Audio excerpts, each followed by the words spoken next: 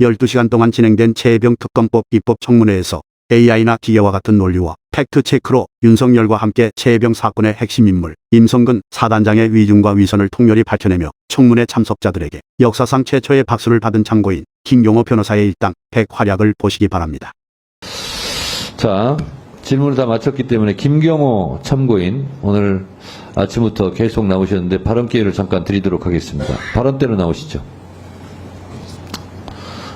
제가 짤막하게 묻겠습니다. 이용민 중령 맞습니까? 네, 맞습니다. 변호인이시죠? 전에는 박정훈 대령도 변호인 했습니다. 네, 알고 있습니다. 이용민 증인의 변호사로서 이용민 증인의 지금 심리 상태가 좀 안 좋은 것 같고 본인도 아까 치료를 받고 있다고 하는데 지금의 상황이 어떻습니까? 그렇습니다. 오늘도 약을 먹으면서 점심과 저녁에 약을 먹으면서 버티고 있고 제가 보기에는 옆에서 표정을 보면 안쓰러운 상태입니다. 이용민 증인이 왜 이렇게 됐습니까? 제가 파악하기로는 해병대 사령부 차원에서 차별과 정서적 학대 이것 때문이라고 파악했습니다. 이용민 증인은 포대 대대장으로서 지금 책임을 통감하고 있고 책임을 지겠다는 자세에 있죠? 그렇습니다. 수사 처음부터 도의적 책임뿐만 아니고 법적 책임에 대해서 모두 지는 것이 고 최혜병에 대한 진정한 명복을 비는 길이다. 이렇게 밝혔습니다. 이용민 증인의 태도는 이러한데 그 윗 상관들의 태도는 어떻다고 생각하십니까? 특히 임성근 증인은 오늘 청문회에서도 허위 사실을 2번이나 이야기했습니다. 그 허위 사실 2번 얘기한 것은 무엇입니까? 오전에 자신의 부하가 수중수색한 사실을 7월 19일 19시경에 인지했다라고 얘기했습니다. 그러나 그날 사고가 발생하고 7월 19일 10시 46분경에 사단의 참모장으로부터 이용민 중령한테 전화가 왔고 당시 이용민 중령은 벨트 아래 수중수색간에 실종이 돼서 사망했다라고 보고했습니다. 정상적인 군의 보고 체계라면 참모장은 바로 사단장에게 보고했을 것이고 또한 해병대 수사단에서 임성근 증인은 자신이 스스로 7월 22일 영결식 이후 수중수색 사실을 처음 알았다. 깜짝 놀랐다. 나는 수중수색 지시를 한 바 없다. 라고 말한 자신의 발언과도 배치됩니다. 두 번째는 수중 지시가 아니라 수중수색 지시가 아니라 본인은 계속 현장 지시가 아니라 지도였다고 그래서 지금 피해가는 말을 하는 것 같은데 그 부분에 대해서는 어떻게 생각하세요? 그렇습니다. 오후에 또 하나 허위 사실은 작전 지도와 관련해서 7여단장, 사단장은 7여단장의 관계에서 작전 지도를 한다 이렇게 얘기했습니다. 그러나 7월 18일 오전 현장 방문한 것이 바로 포병 3대대 구중대였습니다. 당시 구중대장은 전날까지만 해도 호우 피해 복구 작전이라고 알았는데 현장에서 갑자기 실종자 수색 작전으로 변경했고 당시 지형 정찰 및 위험성 평가를 위해서 병력을 대기하고 있었습니다. 그런데 갑자기 사단장이 나타나서 브리핑하고 있는데 갑자기 브리핑을 중단시키고 지금 빨리 들어가서 수색 안 하고 뭐하냐 라고 수중 수색 작전을 그리고 중대장한테 명령했습니다. 명백하게 허위사실이고 그 구중대가 바로 국민일보 일면에 나온 일렬식 수중수색 그 사진입니다. 자, 또 하나의 허위 증언이 있습니까? 이종섭 증인이 국민들 앞에서 이첩 보류 지시가 적법하다고 얘기했는데 명백하게 법리 오해 위법입니다. 당시 최혜병의 변사체가 발견됐습니다. 그러면 변사자 처리 지침에 따라서 해병대 수사단은 독자적으로 조사할 권한이 있습니다. 사망 원인에 대해서 그 사망 원인이 불명이면 불명인 대로 사망 원인이 밝혀졌는데 범죄 원인과 관련이 없으면 그러면 그때 당시는 국방부 장관의 지휘 감독권이 있습니다. 그러나 사망 원인에 범죄 원인이 있으면 개정된 군사보험법 2조에 따라 이첩시켜야 됩니다. 국방부 장관은 이때는 지휘감독권이 없습니다. 그게 개정된 군사보험법 2조의 취지입니다. 그리고 이것에 따라서 법원이 재판 관할권을 가지고 있는 군인 등의 범죄에 대한 수사 절차에 관한 규정 7조 1항에 따라 지체 없이 바로 이첩 시기를 지체 없이 경복궁에 보내게 되어 있는 것입니다. 따라서 당시 박 대령은 개정된 군사보험법 2조와 그리고 대통령의 명령에 따라 지체 없이 이첩하려고 한 것입니다. 여기에 국방부 장관이 법령상 권한 없이 이첩을 보류하라는 의무 없는 일을 시킨 것입니다. 그 자체가 직권남용이고 여기에 더해서 이첩의 내용에 대해서 뭘 빼라, 특정인을 빼라, 내용에 대해서도 직권남용한 겁니다. 네. 김경호 참고인, 혹시 아까 들으셨겠지만 임성근 사단장은 여단정을 통해서만 지시도 아니고 지도했다라고 하는데 제가 알고 있기로 7월 18일 예천 현장에서 군인다운 모습이 부족하다, 복장이 불량하다, 병력 왜 대기시키냐는 현장 지휘를 한 것으로 제가 알고 있습니다. 이게 포 3대대 구중대장 대위에게 했다고 하는데 혹시 이 사실은 알고 있습니까? 그렇습니다. 저는 바로 군 검사가 사본을 만들어 놔야 됩니다. 라고 했던 사본을 다 봤습니다. 다 봤습니까? 다 봤습니다. 그러면 임성근 사단장이 여단장에게만 지도했다라는 말은 허위입니까? 허위입니다. 관련 카톡에 당시 실종자 수색 작전의 의사 체계를 카톡으로 했고 당시 포병 여단 대대 그리고 말단 간부들까지 사단장 지시, 사단장 강조 사항으로 모두 전파가 됐습니다. 그러니까 김경호 참고인은 임성근 사단장이 현장 지도했다는 말은 회피성 발언이고 직접 실제로 지시 행위를 다 했다 이렇게 보고 있는 거죠? 구체적으로 말씀드리겠습니다. 구체적으로 말씀해 보세요. 당시 합참의 단편명령과 제2작전사 답변명령에 따라 7월 17일 10시부로 작전 통제권이 전환됐습니다. 그러나 7월 17일 21시 55분부로 자신의 명령으로 단편명령 23-19호 호우 피해 복구 작전, 호우 피해 복구 투입 실시라고 단편명령을 내렸습니다. 자신의 병력을 언제, 어디로, 어떤 병력을 투입하는 명령은 내릴 수 있습니다. 다만 여기에 예하부대 과업에 대해서 깨알처럼 구체적으로 명령을 내렸습니다. 이때 포병여단은 단순히 호우 피해 복구 작전이었습니다.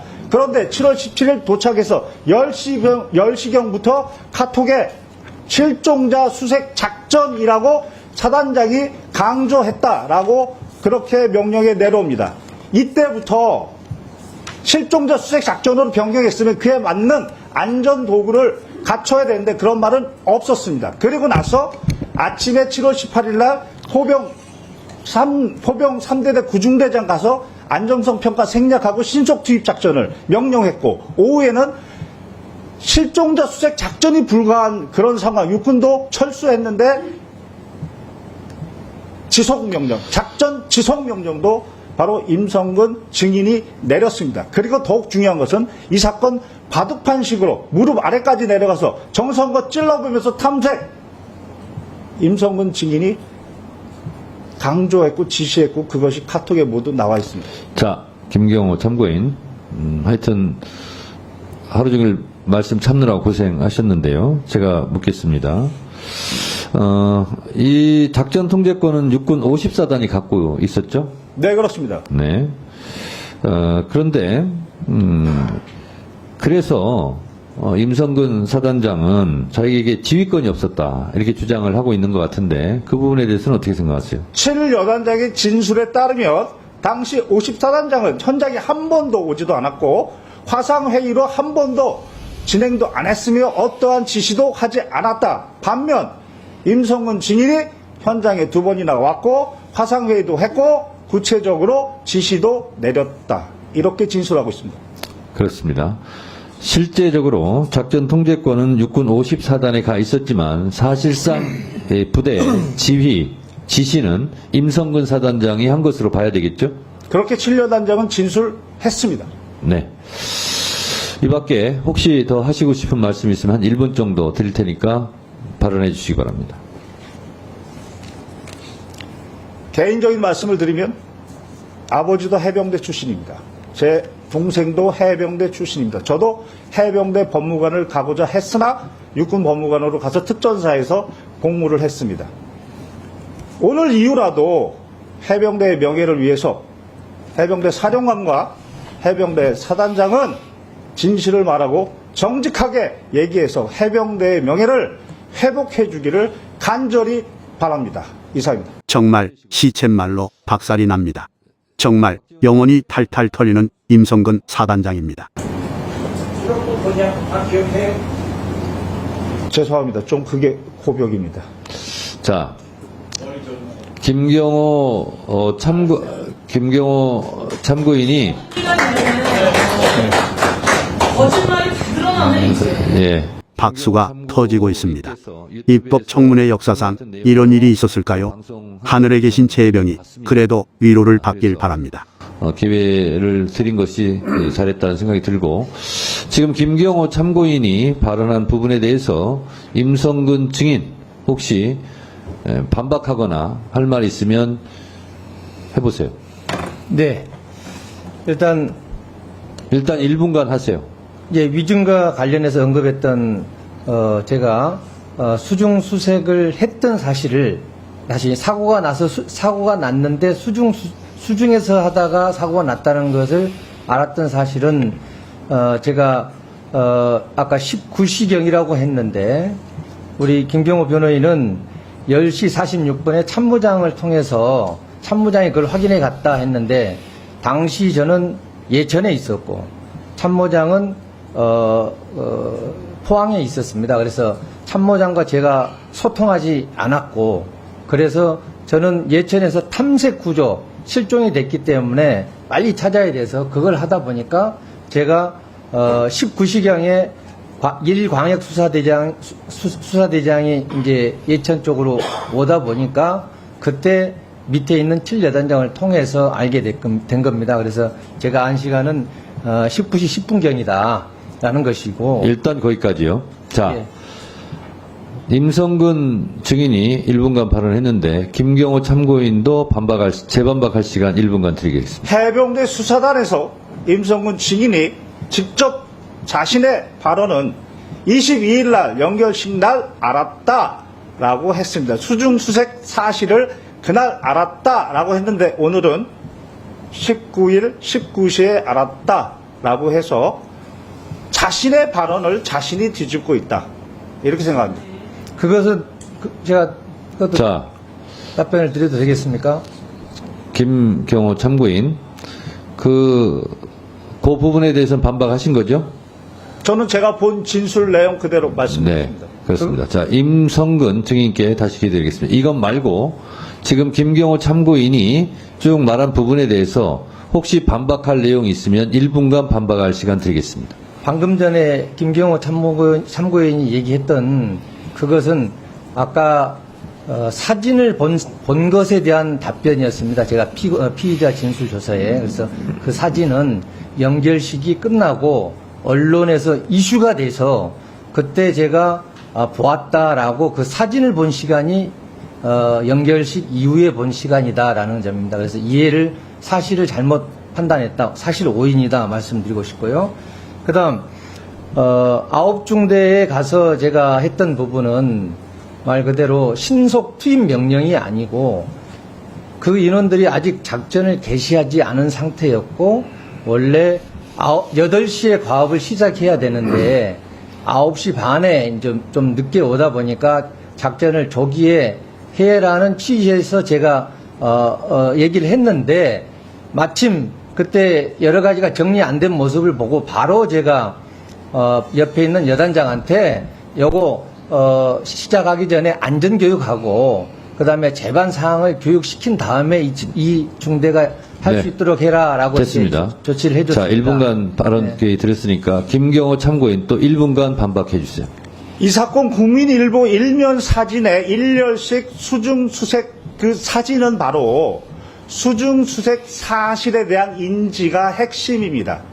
오늘 오전에 어느 국회의원님이 그 사진을 올려주시고 물어봤을 때에는 수중 수색 사실을 7월 19일 19시에 알았다. 이렇게 발언했습니다. 그런데 수사단에서의 발언은 바로 그 국민일보 사진을 22일 날 받고 수중 수색 사실도 그날 알았다라고 하면서 자신은 어떠한 수중 수색 지시도 한 바 없다까지 얘기했습니다. 따라서 여기서 핵심은 수중 수색 사실의 인지이고 그것에 대해서 오전에 분명히 7월 19일 19시라고 얘기했는데 그것은 자신의 발언과 기존의 발언과 배치된다.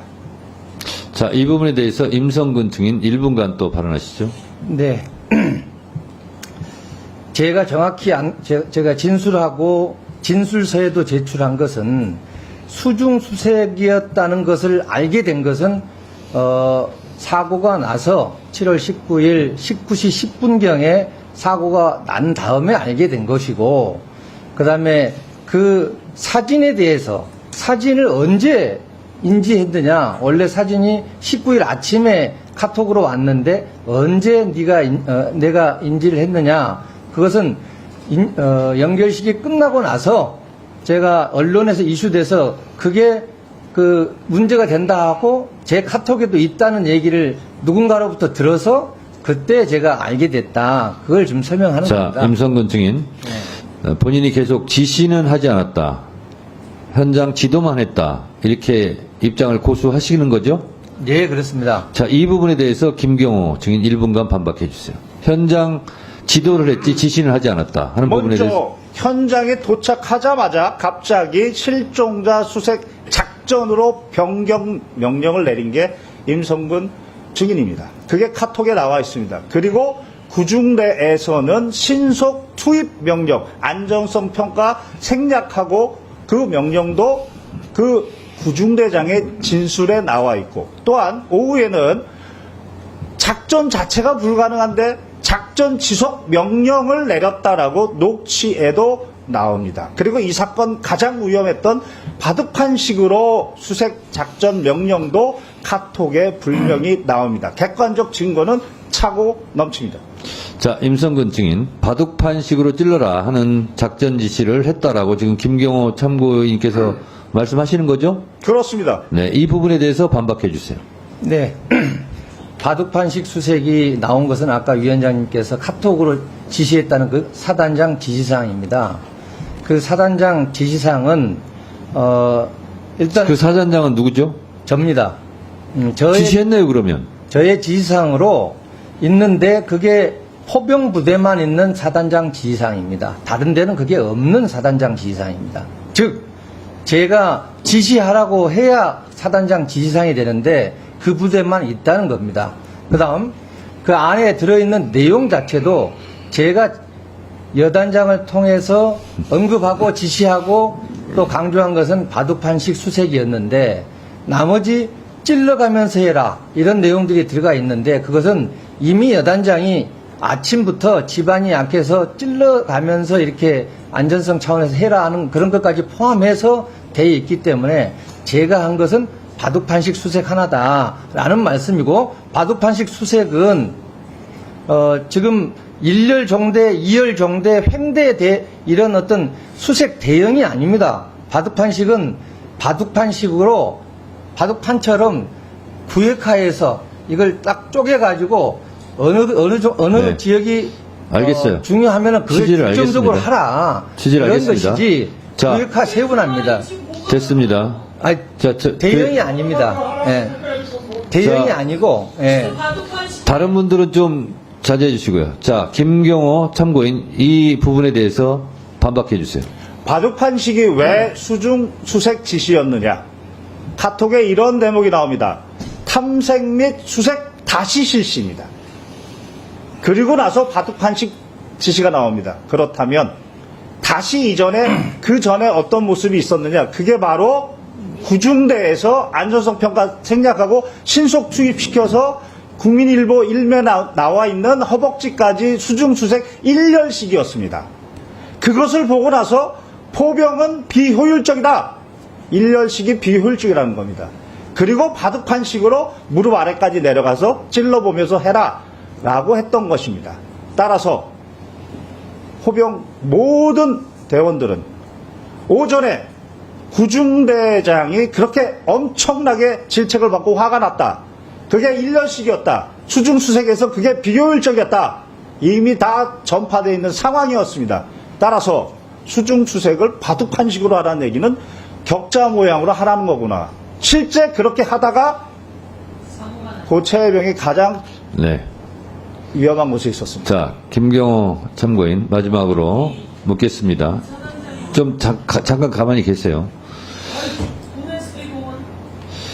박정훈 수사단장이 이런 사실을 다 조사를 했고 수사를 했고 그래서 임성근 사단장의 과실이 인정되었고 혐의로 인정되었고 그래서 이첩을 하고 이것은 분명히 수사를 통해서 책임을 묻게 해야 된다라는 취지로 했는데 이것이 이첩불이 되고 지금 대통령 경로설 이후로 엉망진창이 됐습니다. 자, 김경호 참고인께서도 이 사건에 대해서 소상히 알고 있는 만큼 임성근 사단장이 실제로 지시한 수중수색을 지시를 했고 그 결과 최혜병의 사망사건이 이루어지게 됐다라고 본인도 생각하고 있습니까?